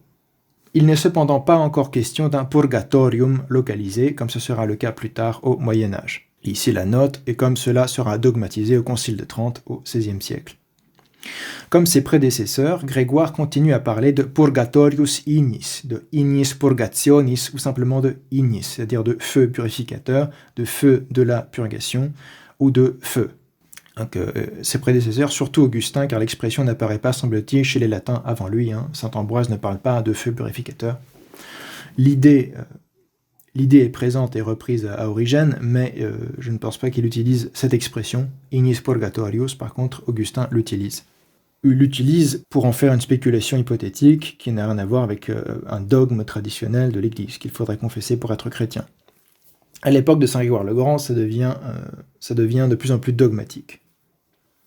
Donc on creuse l'écart entre la tradition catholique sur la prière pour les morts, puisque Grégoire est le premier à mettre en rapport la prière pour les morts et le feu purificateur. De toute façon, en affirmant et en illustrant concrètement l'existence d'un feu purificateur entre la mort et la résurrection, Grégoire réduit les grandes perspectives du jugement général, qui étaient celles d'Augustin, aux étroites limites de l'eschatologie individuelle, à cette réduction de la différence entre le jugement particulier et le jugement dernier. Même source, page 105 à 107. Dédicat démontre ensuite comment saint Grégoire développe une nouvelle exégèse de saint Paul, pour tenter de faire coller le texte de 1 Corinthiens 3, 12 à 15, avec sa préoccupation particulière concernant l'expiation de ce que l'on appellera plus tard les péchés véniels, voire même source, page 107 à 108. Donc ce qui motive la réflexion de saint Grégoire, c'est comment est-ce qu'on pense l'expiation de ces péchés légers, pour, en quelque sorte, montrer que même ces péchés légers ont des conséquences graves dans l'au-delà, puisqu'on doit se faire punir par ce feu purificateur qui est toujours décrit comme étant une souffrance extrême, beaucoup plus forte que n'importe quelle souffrance qu'on puisse sentir dans cette vie. Il faut bien comprendre ça, c'est pas juste un petit feu sympathique. L'idée du feu purificateur, c'est que c'est une souffrance beaucoup plus intense et beaucoup plus aiguë que n'importe quelle souffrance qu'on peut subir en cette vie sur Terre. Et les théoriciens de ce feu purgatoire insistent là-dessus pour montrer que ça ne doit pas avoir pour effet de se dire que de toute façon Si je fais des petits péchés, ça n'aura pas d'importance puisque j'irai simplement me faire purger un bon coup avant d'aller au paradis. Donc pour éviter cette conséquence pastorale désastreuse, les gens comme Saint Grégoire le Grand vont insister sur le fait que non, c'est pas une partie de plaisir, le purgatoire, c'est vraiment une torture de l'âme pendant X temps jusqu'à ce qu'elle ait expié suffisamment pour que ça satisfasse ou répare au vu de Dieu l'offense causée par les péchés à Dieu, ce qui s'appelle la satisfaction de la justice divine. C'est pas forcément articulé comme ça à l'époque de Saint Grégoire le Grand, mais ça commence à se mettre en place, si vous voulez. Je parle à partir des termes bien ficelés de la théorie scolastique médiévale. Un autre élément nouveau est ensuite apporté, semble-t-il, par saint Isidore de Séville, qui est un évêque espagnol du 7e siècle. Ouvrez les guillemets. Comme Grégoire, Isidore invoque ces passages bibliques, Matthieu 12,32 et 1 Corinthiens 3, 12, 15, en faveur de la rémission et de la purification des péchés véniels. Quelque chose qui, en quelque sorte, était déjà chez Augustin, mais chez Augustin, ça concernait uniquement le jugement dernier. Ce n'était pas du tout dogmatique et ça n'avait aucun lien avec la prière pour les morts. Isidore réinterprète aussi dans ce sens le chapitre 110 de l'Enchiridion de saint Augustin. Enfin, Isidore de Séville est à notre connaissance le premier à enseigner clairement l'expiation de la dette pénitentielle par le feu purificateur, mais les textes scripturaires invoqués par lui montrent qu'il admet, comme saint Léon le Grand, la possibilité d'un acquittement total avant la mort, et tient compte ainsi des dispositions intérieures du pénitent. Fermez les guillemets, même source, page 112. En effet, ce qui deviendra une affirmation dogmatique et systématique chez les théologiens scolastiques ultérieurs n'est chez Isidore qu'une interrogation. Ouvrez les guillemets, il se demande si les pécheurs qui réclament la pénitence in extremis reçoivent la pleine rémission au dernier moment, ou s'ils doivent encore les expier après la mort à travers le feu purificateur. Voir De Ordine Creaturarum 14-12. Donc ici, les questions de la dette pénitentielle, c'est ce dont j'ai parlé, la reatus. C'est-à-dire que même si on a reçu l'absolution, dans la théorie catholique romaine, on a encore la reatus pene, c'est-à-dire la liabilité à la peine temporelle qui est due au péché commis. Et c'est ça qui, chez Isidore, hypothétiquement, doit être expié aussi par le feu purificateur. Mais il se pose la question, c'est pas une affirmation, comme si c'était une doctrine traditionnelle. On est dans l'ordre des spéculations ici. Il répond, Dieu qui sonde les reins et les cœurs voit lui-même si le repentir de ces hommes est suffisant, car c'est lui qui a promis le pardon au bon larron, alors que celui-ci ne pouvait plus faire pénitence. C'est lui aussi qui a parlé par Ézéchiel, disant, si un jour l'impie se convertit de son impiété, toutes ses iniquités seront oubliées, et je ne m'en souviendrai plus. Ézéchiel 33, 12. Même source, page 111. Donc saint Isidore de Séville se pose la question, pour les pénitents in extremis, c'est-à-dire qui reçoivent la pénitence à dernier moment à la fin de leur vie, est-ce qu'ils n'ont pas de l'expiation à aller faire dans le feu purificateur? Mais il refuse de répondre catégoriquement, il dit Dieu seul sait si il donne une pleine rémission en même temps du péché et de la dette pénitentielle, ou si il y a un temps d'expiation de la dette pénitentielle. C'est l'état de spéculation, mais ça deviendra dogmatique au Moyen-Âge. Ça deviendra un enseignement officiel du catholicisme romain que les dettes pénitentielles doivent être expiées au purgatoire. Citons pour finir le résumé que propose Joseph Dedica concernant la prière pour les morts chez les saints-pères latins des 4e et du 4e au 6e siècle. Ouvrez les guillemets, pour les pères, le salut de l'âme est plus ou moins mis en cause d'après la gravité des péchés et des peines dont les morts doivent être délivrés par la prière des vivants. Les pères latins distinguent en effet essentiellement 4 catégories d'hommes par rapport au salut. Les saints, c'est-à-dire les martyrs et les âmes parfaites. Les justes, dont la volonté est restée fermement attachée à la religion et à la vertu, mais dont les actes ont été souillés par le contact des choses de ce monde. Leurs fautes sont appelées peccata levia, minuta, minutissima, minora, minima, modica, parva, brevia, quotidiana. Les pères mentionnent ensuite les pécheurs qui sont gravement coupables mais dont les fautes ne sont pas allées jusqu'au crime. Enfin, ils parlent aussi des plus grands pécheurs, des criminels dont les délits ont excédé la mesure. Ces chrétiens étaient coupables des péchés considérés alors comme d'une extrême gravité, tels l'adultère, la fornication, le meurtre, le schisme, l'hérésie, l'apostasie, etc. Ces fautes sont appelées tour à tour crimina, facinora, flagitia, scelera. De toute manière, les saints sont absolument hors de cause, car ils entrent dans le repos et le bonheur aussitôt après la mort. Les justes seront amendés par le feu purificateur, et l'on ne manifeste aucune anxiété au sujet de ces hommes, car leur sort final est assuré. Les pécheurs sont les seuls dont le salut se joue encore après la mort. Ils sont aussi les seuls qui seront examinés au jugement dernier. Parmi eux, les uns seront sauvés et les autres définitivement condamnés. Ça, c'est une catégorie qui n'existe pas dans le catholicisme romain, et c'est pour eux que saint Augustin dit que l'Église prie. Je souligne, parce que dans le catholicisme romain, il y a 3 catégories et pas 4, et ça correspondrait aux saints qui vont directement au paradis, aux justes qui doivent aller au feu purificateur, et tous les autres sont en enfer. Dans la conception de ces pères de l'Église latins, il y a 4 catégories, et la catégorie qui manque dans le catholicisme, c'est celle pour qui l'Église doit prier, en fait. Ceux dont le salut se joue, et qui ont besoin des prières de l'Église pour être libérés de l'enfer. Ce qui est possible avant le jugement dernier, puisque le jugement particulier est provisoire et non irrévocable. Ça, c'est une conception, encore une fois, qui n'a aucun sens dans le catholicisme romain. Donc là, il y a une grosse différence, même s'il y a cette idée de feu purificateur pour les menus péchés des justes, il y a une grosse différence entre la conception de la prière pour les morts chez les pères de l'Église latin, avant saint Caguar le Grand et saint Isidore, et la conception catholique romaine de la prière pour les morts. Toutefois, les suffrages des vivants peuvent les délivrer avant cette échéance, c'est-à-dire avant le jugement dernier. C'est pour ça que l'Église prie pour les défunts. Enfin, les plus grands pécheurs sont irrécupérables après la mort. À la fin des temps, ils partageront pour toujours le sort des impies. Et ça, c'était nécessaire de l'affirmer contre l'origénisme, contre les universalistes. La géhenne de feu est un feu éternel, et certains pécheurs iront dans la damnation éternelle, avec Satan et ses anges, comme l'Évangile l'affirme. Voir l'évocation de l'au-delà dans la prière pour les morts, pages 84 et 85. Les spéculations sur le feu purificateur au purgatoire ne sont cependant pas homogènes, et saint Ambroise semble penser que même les saints, dont saint Jean le théologien, doivent y passer avant d'arriver au paradis. L'idée selon laquelle seule une catégorie d'hommes sera jugée à la fin des temps est liée en partie à certaines lectures anciennes de la première résurrection des justes. Mais il s'agit là aussi de spéculation et non d'enseignement officiel et traditionnel.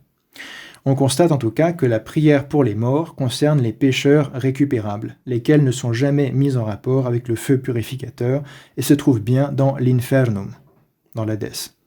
Petite note ici, selon une opinion ancienne, Tertullien, Saint-Hilaire de Poitiers notamment, seuls les martyrs, les apôtres et les plus parfaits étaient admis directement au paradis, tandis que les justes attendaient dans le sein d'Abraham le moment de la première résurrection. Ceux qui avaient part à cette dernière échappaient ainsi au jugement final. Il y a aussi une discussion de ce thème dans le même ouvrage de Dédicat. Nous avons parlé quelque peu des saints-pères latins et de certaines de leurs spéculations théologiques. Intéressons-nous cependant à présent aux définitions officielles du catholicisme romain regardant le dogme du purgatoire. Et j'en profite ici pour dire que, selon moi, les spéculations des pères latins dont on a parlé sur saint Paul sont des opinions théologiques patristiques acceptables. Je pense que si les latins étaient venus vers les Grecs au XIIIe siècle en leur disant « Regardez, il y a cette opinion patristique chez nous, selon laquelle, lors du jugement dernier, il y a le feu du jugement qui vient purifier tout le monde et tous les justes des menus péchés qu'ils ont avant d'entrer dans le royaume de Dieu, et c'est notre opinion théologique, si vous voulez, ça aurait été tout à fait accepté par les Grecs. Ils auraient dit « Ok, bon, c'est pas très grave. On ne peut pas dogmatiser à outrance sur le mystère de l'homme après la mort, donc gardez votre opinion théologique, et nous on va garder la nôtre, qui est qu'il n'y a pas de feu purificateur. » Mais le problème, c'est que les latins sont arrivés vers les Grecs avec cette idée qu'il y a un dogme de purgatoire, et avec tout un tas de raisonnements, de prémices et de conceptions qui sont complètement étrangères à la doctrine ancienne de l'Église, y compris des pères latins. Et ils ont dit, il faut croire à ça, sinon vous ne pouvez pas être dans l'Église. Et c'est pour ça que la question du purgatoire est devenue un problème de discorde. À cause de cette évolution doctrinale en Occident, où on est passé d'une opinion patristique acceptable, une spéculation acceptable, pourquoi est-ce que le passage de saint Paul ne parlerait pas d'un feu purificateur des péchés légers au moment du jugement dernier? Pourquoi pas? Après tout, c'est pas impie ou hérétique de le spéculer.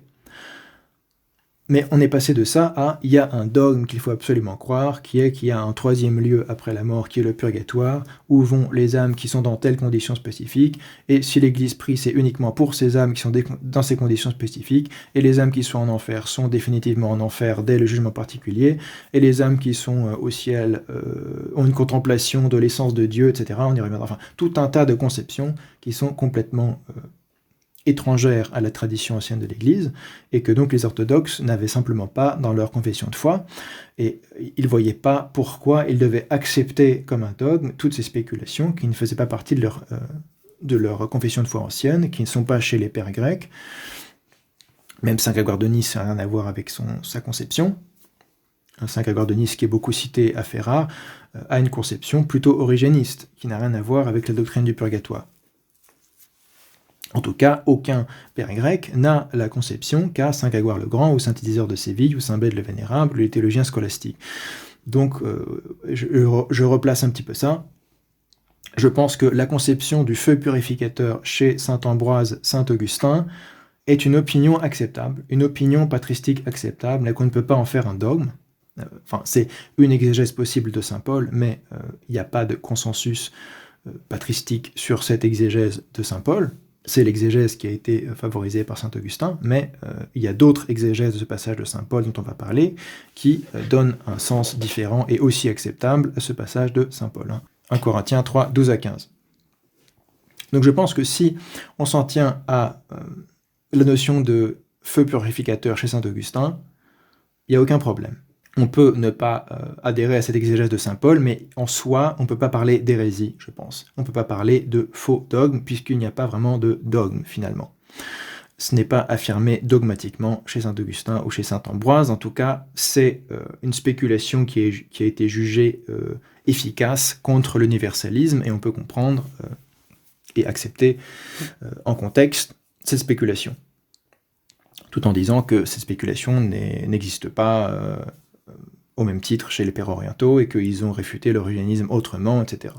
Le problème, c'est le dogme catholique romain du purgatoire. Le fait qu'il faille croire toute cette théorie avec toutes ces conceptions dont on va décortiquer encore le sens dans la prochaine vidéo, pour être qualifié de chrétien et de catholique. Et ça, ce n'est pas acceptable. On ne peut pas imposer cette conception très précise de la vie post-mortem comme étant un enseignement de la tradition apostolique et du consensus patristique, et comme découlant naturellement et explicitement des Saintes Écritures, parce que non seulement ce n'est pas vrai, mais en plus il y a des contradictions claires entre cette doctrine catholique romaine et ce qu'on observe dans les Écritures et dans ce qui est consensuel dans l'Église ancienne, ce qui est consensuel dans la liturgie funéraire, dans les prières pour les défunts, etc. Je veux dire, l'un des points fondamentaux, c'est que l'Église a toujours confessé qu'elle priait pour les défunts, pour le salut des âmes. Et le dogme du purgatoire impose de croire que non, c'est pas vrai. L'Église ne prie pas pour le salut des âmes et pour la rémission des péchés, elle prie pour la remise ou la diminution de peines expiatoires, des châtiments temporaires au purgatoire. C'est tout. Et pour moi, c'est fondamentalement faux, c'est fondamentalement inacceptable de demander à des chrétiens orthodoxes de croire que tous leurs offices de prière pour les défunts se trompent, parce qu'on prie pour les âmes qui sont en enfer, et qu'en enfer, dans le dogme catholique romain, il n'y a que des âmes mortes en péché mortel ou en péché originel qui sont irrécupérables. Donc en fait, c'est déclarer que les prières de l'Église pour les morts sont fausses, sont dogmatiquement fausses, et en quelque sorte, il faudrait réécrire tous les offices grecs pour les morts et tous les offices latins anciens pour les morts, pour que ça colle à cette doctrine du purgatoire. Voilà pourquoi c'est un gros problème. Maintenant, on va voir un petit peu les documents et définitions officielles qui ont été confectionnés au second millénaire, d'abord dans le contexte du dialogue entre grec et latin. Le premier document important ayant quelque valeur officielle est sans doute la profession de foi de l'empereur Michel Paléologue, accessible en traduction française dans Hans Wolter et H. Holstein, Lyon 1 et Lyon 2 aux éditions de Laurent, 1966. C'est une profession de foi qui date du 6 juillet 1274, c'est-à-dire de l'année du pseudo-concile de Lyon 2. On peut y lire, ouvrez les guillemets, que si vraiment pénitent, il meurt dans la charité, donc il s'agit des défunts, des âmes des défunts, avant d'avoir satisfait, par de dignes frais de pénitence pour ce qu'ils ont commis ou omis, leurs âmes sont purifiées après la mort par des peines purgatoires. Penis purgatoris. Pour adoucir ces peines, les intercessions des fidèles vivants leur sont utiles, à savoir le sacrifice de la messe, les prières, les aumônes et les autres œuvres de piété que les fidèles ont coutume de faire pour les autres fidèles, selon les institutions de l'Église.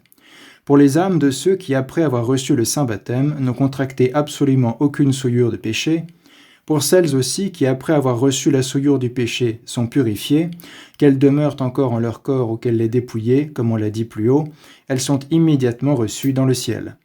Pour les âmes de ceux qui meurent en état de péché mortel, ou avec le seul péché originel, elles descendent immédiatement en enfer, où elles reçoivent cependant des peines inégales.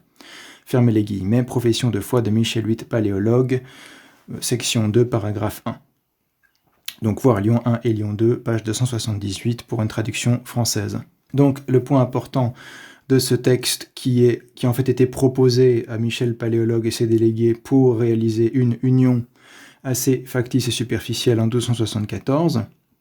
Mais c'est important parce que c'est ce texte quasiment littéralement, quasiment copié-collé qui sera réutilisé à Ferrare-Florence au XVe siècle. Donc les points clés de cette définition. Bon, déjà, il est question de feu nulle part. Je rappelle que l'apparition du terme purgatorius, purificateur, purgatoire, c'est en tant qu'adjectif, toujours allant avec ignis, feu. Donc ça qualifie un type de feu.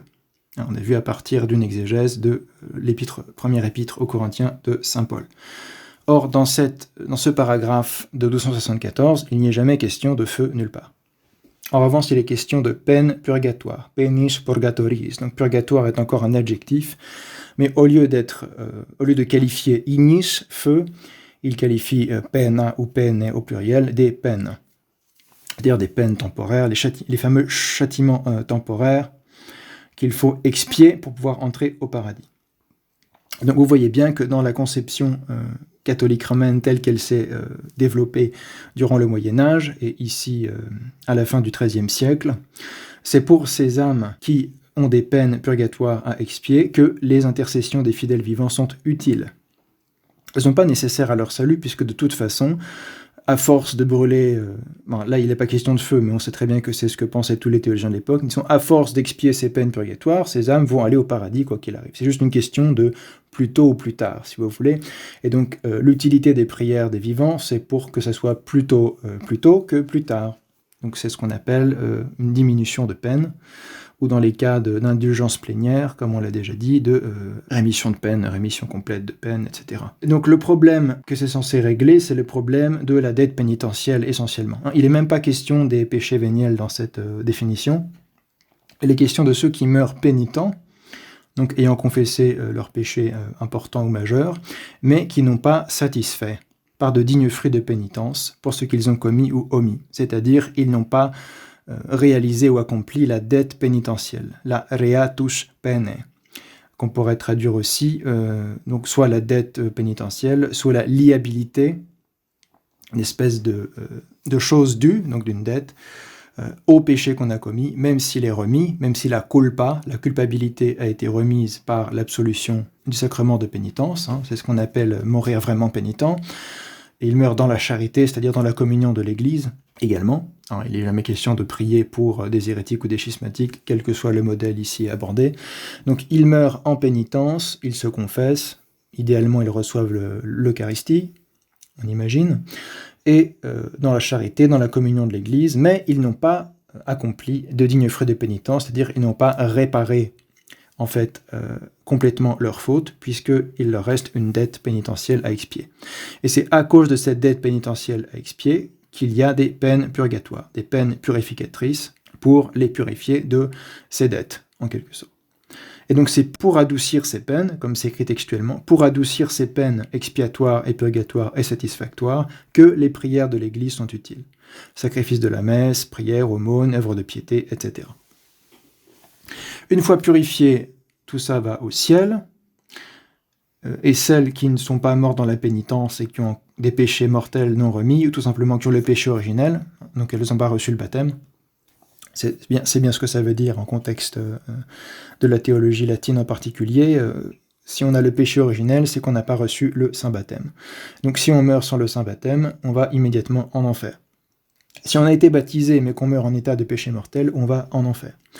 Et ce qui n'est pas précisé dans ce texte, mais qui est, si vous voulez, implicite, c'est que quand on va en enfer, on ne peut pas en ressortir. On fait partie des damnés, on fait partie du lot des damnés, et le seul changement qu'il y aura lors du jugement dernier, la résurrection et le jugement dernier, c'est que ces défunts seront dans la géhenne de feu avec leur corps ressuscité.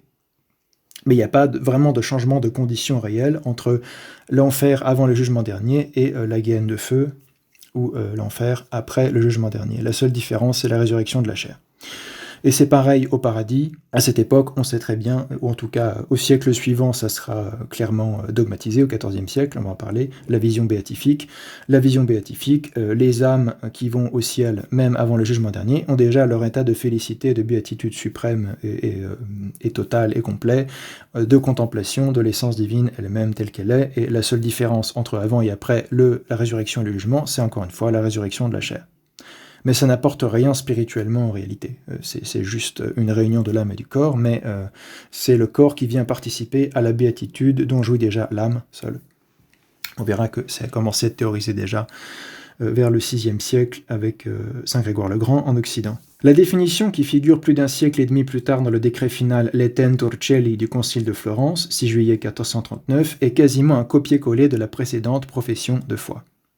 Note ce qui en dit long sur la productivité des discussions informelles tenues à Ferrare-Florence sur le sujet. C'est-à-dire, il y a eu des débats, surtout des débats informels à Ferrare avant le début même du concile, et très peu de discussions par la suite.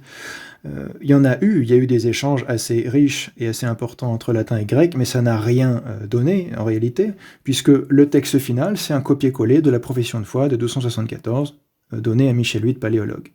Donc on voit très bien que ces fameuses discussions, ces fameux dialogues, c'était beaucoup, et en grande partie du flan en fait, puisque quels que soient les arguments des Grecs, ils ont juste fini avec la même profession de foi qu'un siècle et demi avant. On voit bien que ces fameuses discussions de Ferrare-Florence, c'est vraiment du flan. Au final, ce qui est défini, c'est ce qui était déjà décidé d'avance par les latins, à quelques exceptions près. Donc voici le texte de Letentur Celi, enfin le passage qui concerne la vie après la mort. De même, si ceux qui se repentent véritablement meurent dans la charité de Dieu, avant d'avoir, par des fruits dignes de leur repentir, satisfait pour ce qu'ils ont commis ou omis, leurs âmes sont purifiées après leur mort par des peines purgatoires. Penis purgatoris post mortem purgari. Et pour qu'ils soient relevés de peines de cette sorte, leur sont utiles les suffrages des fidèles vivants, c'est-à-dire offrandes de messe, prières et aumônes et autres œuvres de piété, qui sont accomplies par des fidèles pour d'autres fidèles, selon les prescriptions de l'Église. Et les âmes de ceux qui, après avoir reçu le baptême, n'ont été souillées d'absolument aucun péché, donc elles ont eu la rémission du péché originel, elles n'ont eu aucun péché actuel.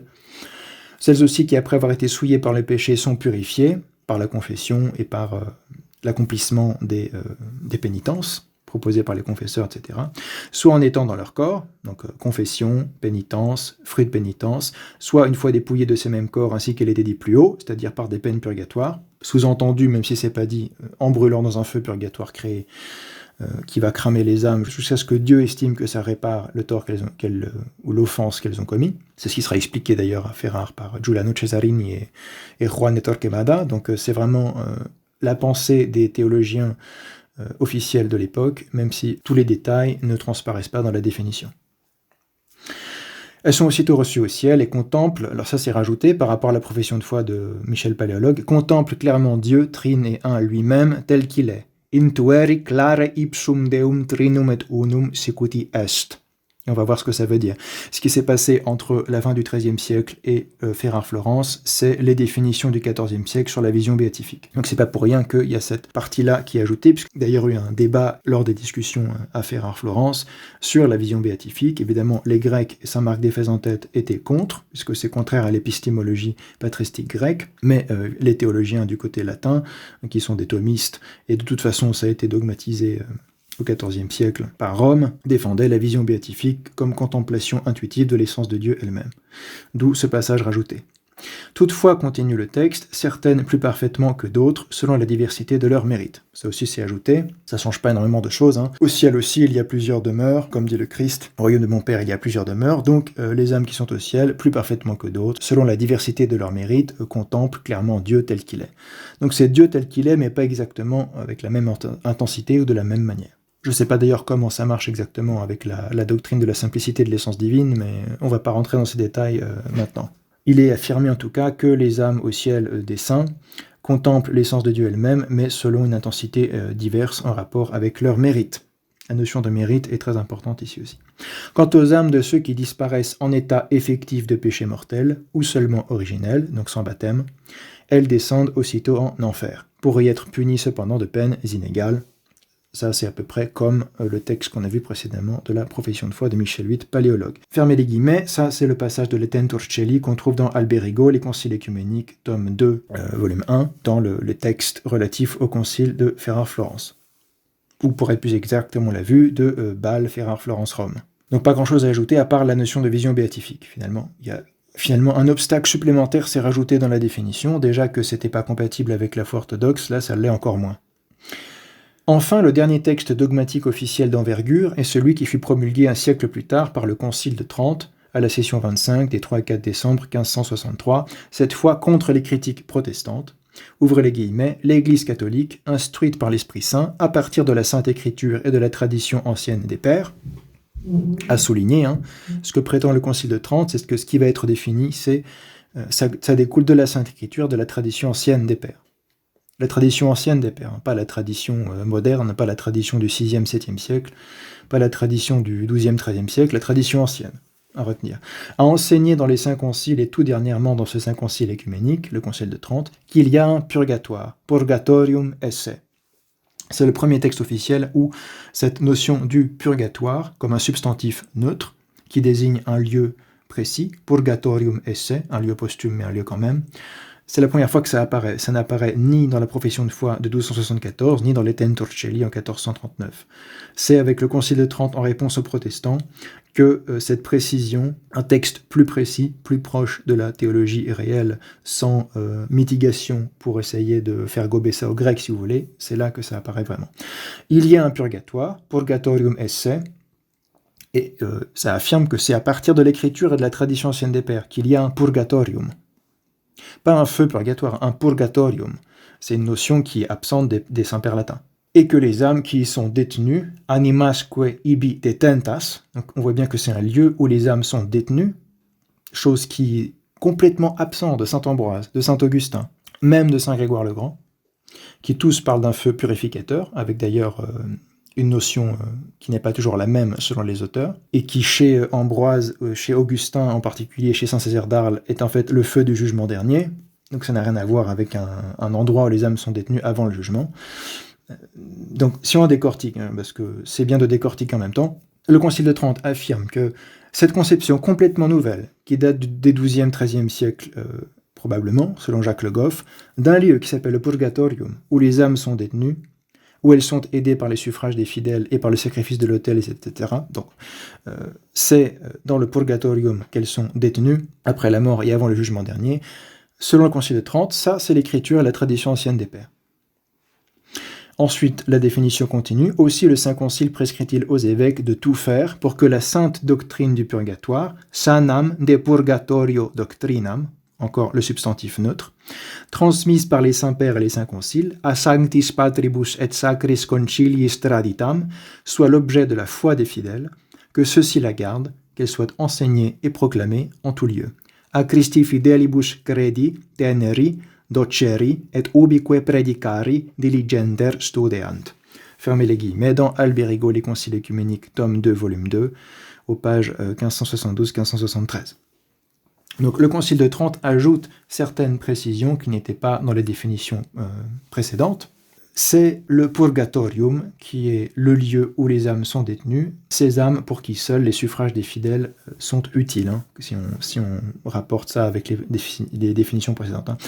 Les âmes pour lesquelles les prières de l'Église sont utiles sont celles qui sont détenues au purgatorium pour y subir des peine purgatorie, si je ne me trompe pas dans mon latin, donc des peines purgatoires. Et c'est la sainte doctrine du purgatoire qui découle de la Sainte Écriture, des Saints Pères et des Saints Conciles. Donc on a l'impression que c'est un dogme de la foi chrétienne depuis l'an 1 de l'Église, si vous voulez. C'est clairement ce qu'affirme le Concile de Trente, et c'est ce qu'on a déjà vu que c'était complètement faux, même si on s'en tient à la tradition patristique latine.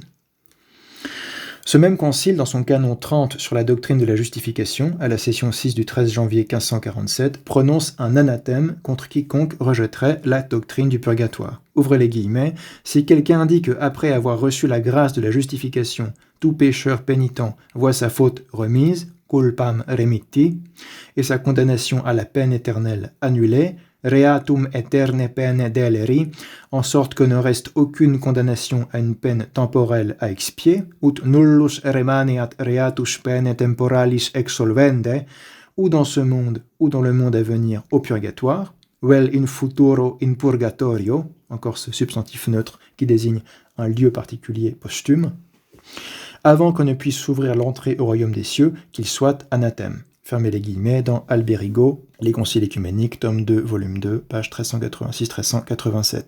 Voir également le chapitre 2 de la session 22 du 17 septembre 1562 sur le très saint sacrifice de la messe, où il est question de ceux qui sont morts dans le Christ et ne sont pas encore pleinement purifiés. Non dum ad plenum purgatis, ce qui évidemment suppose cette notion de purgatorium, de purgatoire. Même source, tome 2, volume 2, page 1490-1493. Donc non seulement le purgatorium existe, c'est dogmatique, ça doit être cru et accepté comme objet de foi par tous les fidèles, c'est sous peine d'anathème. Donc c'est clairement affirmé comme un dogme de la foi. Si on ne croit pas qu'il y a un purgatorium où les âmes sont détenues pour y subir des peines purgatoires à cause de la reatus, cette fameuse condamnation ou liabilité ou dette pénitentielle, pour tous ceux qui n'ont pas réparé et accompli leur dette pénitentielle avant la mort, si on n'y croit pas, on est anathématisé, on est hors de l'Église catholique, on n'est pas chrétien, littéralement. Puisque ça n'aurait pas de sens, évidemment. Si c'est un dogme de la foi, il faut y croire pour être christianos. C'est ce que ça veut dire. Donc, petite remarque sur ces documents fondamentaux qu'on a vus, qui sont les documents officiels, magistériels, qui ont le plus d'autorité dans le catholicisme romain. En particulier, la définition de l'Etentur Caeli et les définitions du Concile de Trente. On pourrait y ajouter la profession de foi de Michel VIII, paléologue, mais en fait, cette profession de foi elle-même, même si elle est acceptée par le Concile de Lyon II, ne fait pas partie des documents de Lyon II même, il me semble, donc on pourrait dire que ça a une autorité un peu moindre que l'Etentur Caeli et les définitions du Concile de Trente qu'on vient de lire.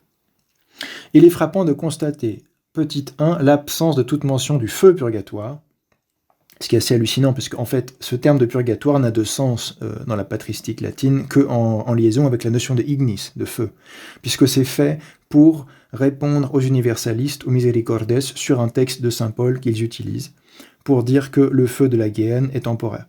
Donc c'est assez hallucinant que cette notion de feu, qui est la notion de base de toute cette affaire, de tous ces développements spéculatifs, soit absente des deux premiers textes qu'on a vus. Donc absence de toute mention du feu purgatoire, qui est pourtant bien le concept d'origine, d'où découle la vision catholique romaine et le nom même du dogme. Parce que ce qui est purgatoire à l'origine, c'est le feu, c'est ignis. C'est pas un lieu, c'est pas un lieu posthume de l'âme, c'est pas un autre lieu de détention qui ne serait pas l'Hadès, ou, enfin, quoi qu'il en soit, c'est un type de feu. Ça qualifie un type de feu, et pour une partie des pères latins, ce feu n'a rien à voir avec la vie posthume entre la mort et la résurrection. C'est le feu du jugement dernier. On l'a vu avec Ndédica. Donc, petit 2, dans les deux premiers documents, qui sont des décrets d'union avec les Grecs, qui ont tous deux échoué d'ailleurs, l'absence de toute mention du purgatoire lui-même. Il n'y a pas le substantif purgatorium, comme à Trente. On a la notion de peine purgatoire. Pena purgatorius, on l'a au datif, penis purgatoriis. Comparé aux expositions claires et précises des théologiens latins contemporains de ces définitions conciliaires, comme celle paradigmatique du cardinal Giuliano Cesarini à Ferrare, qui enseigne quasiment toutes, et aussi, il faudrait rajouter Torquemada, Juan de Torquemada, qui est aussi intervenu dans la discussion, et qui parle clairement d'un feu matériel et créé, qui enseigne quasiment toutes un feu physique ou matériel qui brûle les âmes pour satisfaire à la justice divine, au sein d'un lieu intermédiaire bien défini nommé le purgatoire, purgatorium, qui n'est ni au paradis ni en enfer. Les définitions que nous venons de lire sont assez sobres et peu explicites. C'est d'ailleurs ce qui a permis, semble-t-il, aux théologiens catholiques romains modernes, à commencer par Karl Rahner, Robert Ombre et Joseph Ratzinger, futur Benoît XVI, voire Benoît XVI, encyclique Spe Salvi en 2007, de repenser complètement la chose sous couvert de développement dogmatique, souvent en concevant des modèles beaucoup plus proches de l'orthodoxie. Là-dessus, voir E.A. Sitchinski dans Beard's Azymes in Purgatory, page 306 à 308. Donc en fait, pour essayer de mitiger un petit peu, même si au fond ça enseigne la doctrine latine, tous les détails ne sont pas mis dans les décrets d'union avec les Grecs pour essayer de faire des mini-concessions là où elles n'ont pas vraiment de conséquences dogmatiques, ce qui explique pourquoi il n'y a ni la notion de purgatoire en tant que substantif et non propre de lieu, ni la notion de feu dans les définitions avec les Grecs. Mais au Concile de Trente, en réaction avec les protestants, où il n'y a plus du tout les mêmes considérations ni le même contexte, il est affirmé clairement qu'il y a un purgatorium. C'est pas l'adjectif qui s'applique au feu, c'est un lieu où sont détenues les âmes. C'est là évidemment où elles se voient purifiées par ce feu créé matériel. Bon, ça n'a jamais été défini officiellement, que c'est un feu physique, matériel, etc. Mais c'est juste que c'est la doctrine de tous les théologiens latins de l'époque, sur des siècles. C'est, on peut dire, le consensus théologique latin scolastique, même si peut-être des auteurs par-ci et par-là avaient une conception plus spiritualiste du feu. C'est l'opinion majoritaire pendant des siècles et des siècles des théologiens catholiques romains. C'est un feu, enfin c'est la même opinion que Cesarini et Torquemada à Ferrare-Florence. C'est un feu physique, matériel, qui brûle vraiment l'âme, littéralement, pour qu'elle expie, et que à l'issue de cette expiation, l'offense faite à Dieu par le péché, même après sa rémission, soit complètement réparée et que l'âme puisse entrer sans problème au paradis. Tout ce mécanisme-là, lié à une conception de la pénitence qui se développe petit à petit en Occident, mais qui est complètement inconnue de l'Orient, comme on le verra par la suite. Pour cette première vidéo, on va s'arrêter ici. On a voulu s'arrêter en particulier sur l'évolution des spéculations dans la patristique latine, à partir de saint Ambroise jusqu'à saint Isidore de Séville et Bède le Vénérable, et lire les textes officiels qui tentent de définir, mais c'est jamais vraiment dans le détail. En fait, les doctrines sont très détaillées chez les théologiens, mais dans les définitions officielles, disons que c'est réduit un petit peu à l'ossature de base.